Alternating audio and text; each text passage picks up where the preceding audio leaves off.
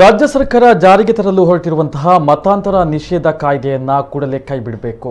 ಇಲ್ಲದೇ ಇದ್ರೆ ನಿರಂತರ ರಾಜ್ಯದಾದ್ಯಂತ ಹೋರಾಟವನ್ನು ನಡೆಸಲಾಗುವುದು ಎಂದು ಭಾರತೀಯ ಕ್ರೈಸ್ತ ಒಕ್ಕೂಟ ಎಚ್ಚರಿಕೆಯನ್ನು ನೀಡಿದೆ. ಉಡುಪಿಯಲ್ಲಿ ಪತ್ರಿಕಾಗೋಷ್ಠಿ ನಡೆಸಿದ ಸಂಘದ ಅಧ್ಯಕ್ಷ ಪ್ರಶಾಂತ್ ಜತ್ತನ್ನ ರಾಜ್ಯದಲ್ಲಿ ಬಲವಂತದ ಮತಾಂತರ ಆಗಿದೆ ಎಂಬುದಕ್ಕೆ ರಾಜ್ಯದಲ್ಲಿ ಒಂದೇ ಒಂದು ಸಾಕ್ಷಿ ಪುರಾವೆಗಳು ಇಲ್ಲ. ತರಾತುರಿಯಲ್ಲಿ ಕಾಯ್ದೆಯನ್ನ ಜಾರಿಗೆ ತರುವ ಹಿಂದೆ ಷಡ್ಯಂತ್ರ ಇದೆ. ಕ್ರೈಸ್ತ ಸಮುದಾಯವನ್ನ ದಮನಿಸಲು ರಾಜಕೀಯ ಪ್ರೇರಿತವಾಗಿ ಈ ಕಾಯ್ದೆಯನ್ನ ಜಾರಿಗೆ ತರಲಾಗ್ತಾ ಇದೆ. ಈಗಾಗಿರುವಂತಹ ಮತಾಂತರಗಳು ಸ್ವ ಇಚ್ಛೆಯಿಂದ ಹೊರತು ಬಲವಂತದ ಮತಾಂತರ ಅಲ್ಲ ಎಂದರು. ಭಾರತೀಯ ಕ್ರೈಸ್ತ ಒಕ್ಕೂಟ ಬೆಳಗಾವಿ ಅಧಿವೇಶನ ಸಂದರ್ಭದಲ್ಲಿ ಸಾಂಕೇತಿಕವಾಗಿ ಒಂದು ದಿನ ಪ್ರತಿಭಟನೆಯನ್ನ ಮಾಡ್ತೇವೆ. ರಾಜ್ಯದ ಪ್ರತಿ ಜಿಲ್ಲೆಯ ಸದಸ್ಯರು ಮುಖಂಡರು ಪ್ರತಿಭಟನೆಯಲ್ಲಿ ಭಾಗಿಯಾಗಲಿದ್ದಾರೆ. ಸರ್ಕಾರ ತರಾತುರಿಯಿಂದ ತರಲಿಕ್ಕೆ ಹೋಗ್ತಿರುವಂಥ ಈ ಒಂದು ಮತಾಂತರ ನಿಷೇಧ ಕಾಯ್ದೆ, ಯಾಕೆ ಇದನ್ನು ನಾವು ವಿರೋಧಿಸ್ತೇವೆ ಅಂತ ಹೇಳಿದರೆ, ಇದು ಇತ್ತೀಚೆಗೆ ಪ್ರಾರಂಭವಾದದ್ದು. ನಮ್ಮ ಮಾನ್ಯ ಶಾಸಕರಾಗಂಥ ಗೂಳಿಹಟ್ಟಿ ಶೇಖರ್ ಅವರು ವಿಧಾನಸಭೆಯಲ್ಲಿ ಒಂದು ಹೇಳ್ತಾರೆ, ನಮ್ಮ ತಾಲೂಕಿನಲ್ಲಿ ಹೊಸದುರ್ಗದಲ್ಲಿ 25ರಿಂದ 30 ಸಾವಿರ ಜನ ಮತಾಂತರ ಆಗಿದ್ದಾರೆ ಮತ್ತು ನನ್ನ ತಾಯಿ ಕೂಡ ಮತಾಂತರ ಆಗಿದ್ದಾರೆ ಎನ್ನುವಂಥ ರೀತಿಯಲ್ಲಿ ಅವರು ಹೇಳಿಕೆಯನ್ನು ಕೊಡ್ತಾರೆ. ಇದನ್ನು ಸರ್ಕಾರ ಬಹಳ ಗಂಭೀರವಾಗಿ ತೆಗೆದುಕೊಂಡು ತನಿಖೆಗೆ ಆದೇಶ ಮಾಡ್ತಾರೆ.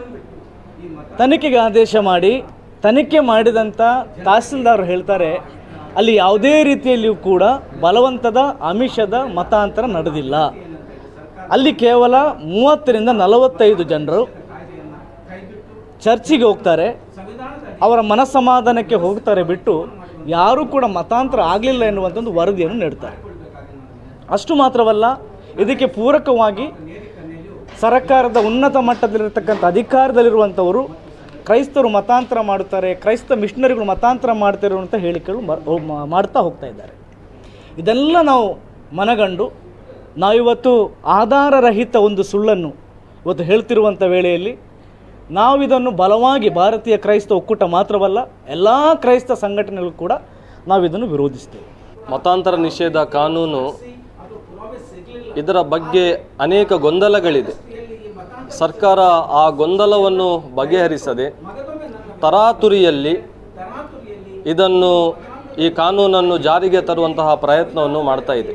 ಸರಿಯಾದಂತಹ ಚರ್ಚೆಗಳಾಗಲಿಲ್ಲ, ಯಾವುದೇ ರೀತಿಯಾದಂತಹ ಅಭಿಪ್ರಾಯಗಳ ಸಂಗ್ರಹ ಇಲ್ಲ. ಇದೊಂದು ರೀತಿಯಾಗಿ ಪ್ರೀ ಪ್ಲ್ಯಾನ್ ಆಗಿ ಈ ಒಂದು ಕಾನೂನನ್ನು ತರುವಂತಹ ಪ್ರಯತ್ನ ನಡೀತಿದೆ ಎಂಬುದಾಗಿ ನಮ್ಮೆಲ್ಲರ ಅಭಿಪ್ರಾಯ. ಈ ಕಾನೂನಿಂದ ಏನು ತೊಂದರೆ ಎಂಬುದಾಗಿ ಮೊದಲನೇದಾಗಿ ಕೇಳುವಾಗ ನನ್ನದೊಂದು ಹೇಳಿಕೆ ಏನೆಂದರೆ, ಈ ಕಾನೂನಿನ ಅಗತ್ಯ ಇಲ್ಲ ಎಂಬುದಾಗಿ.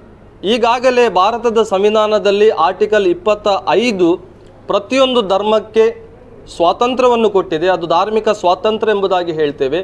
ಮತ್ತು ಅದರಲ್ಲಿಯೇ ರೀಸನೇಬಲ್ ರಿಸ್ಟ್ರಿಕ್ಷನ್ ಇದೆ, ಅಂದರೆ ಬಲವಂತದ ಆಮಿಷದ ಮತಾಂತರ ಮಾಡಬಾರ್ದು ಎಂಬುದಾಗಿ ಸಂವಿಧಾನವೇ ಹೇಳಿರುವಾಗ ಮತ್ತೊಂದು ಪ್ರತ್ಯೇಕ ಕಾನೂನಿನ ಅಗತ್ಯ ಇದೆಯೇ ಎಂಬುದಾಗಿ ನಮ್ಮ ಕಡಾಖಂಡಿತವಾದಂತಹ ಹೇಳಿಕೆ.